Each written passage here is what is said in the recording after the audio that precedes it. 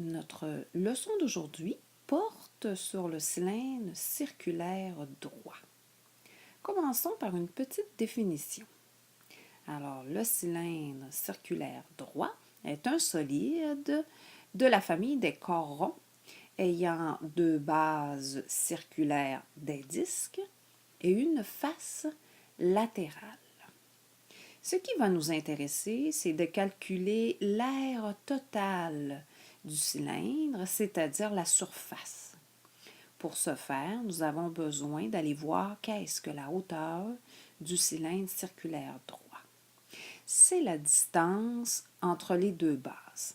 Alors, sur notre dessin de droite, nos deux bases sont les deux disques en haut et en bas, et la hauteur et la distance, la ligne ici, c'est perpendiculairement sur l'autre disque, ici de notre cylindre. Pour calculer l'aire totale du cylindre circulaire droit, il est intéressant d'aller voir son développement.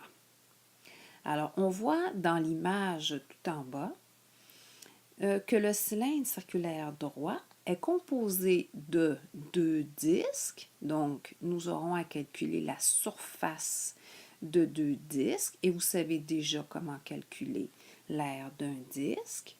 Et pour la face latérale, il faudra calculer l'aire d'un rectangle. Et l'aire du rectangle, vous la connaissez déjà, c'est base fois hauteur. Alors, notre base ici, c'est un petit peu spécial. Elle correspond évidemment au périmètre du disque en question. Donc, le périmètre, nous savons que ça correspond à la circonférence, donc 2 πr.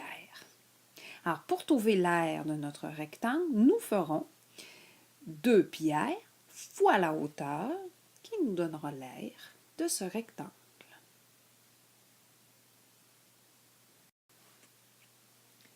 Alors, nous sommes rendus à calculer l'aire totale d'un cylindre circulaire droit. Nous allons calculer la surface totale du cylindre qui est à notre gauche. Pour ce faire, nous avons besoin de deux informations. Nous avons besoin de la mesure du rayon et de la mesure de la hauteur du cylindre. Alors, nous allons utiliser, pour calculer l'aire totale, la même formule que nous avons utilisée pour le prisme et la pyramide, qui sont des solides en 3 dimensions. Alors, encore une fois, on utilisera l'aire totale qui va être égale à 2 fois l'aire d'une base plus l'aire latérale. Alors, développons notre formule.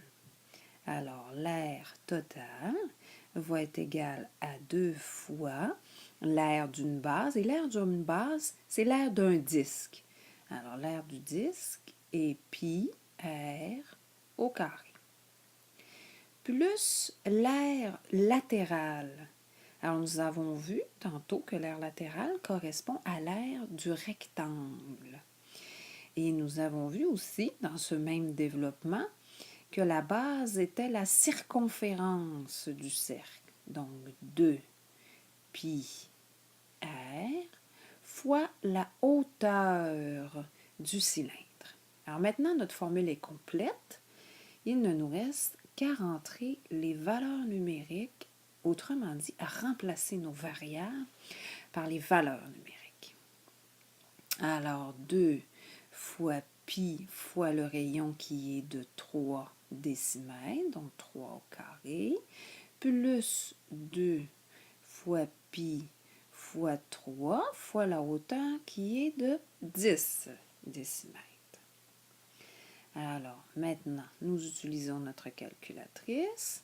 On calcule tout ça, ce qui nous donne pour les faces qui sont nos bases, 56,55. Il faut bien arrondir, plus notre surface latérale qui va donner 100 88,5.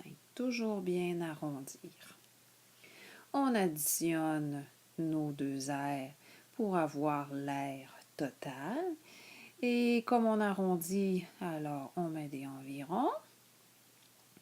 245,05 décimètres carrés.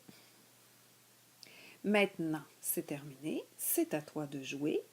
Je t'invite à calculer l'aire d'un cylindre circulaire droit dont le rayon est de 10 mètres et la hauteur est de 5 mètres.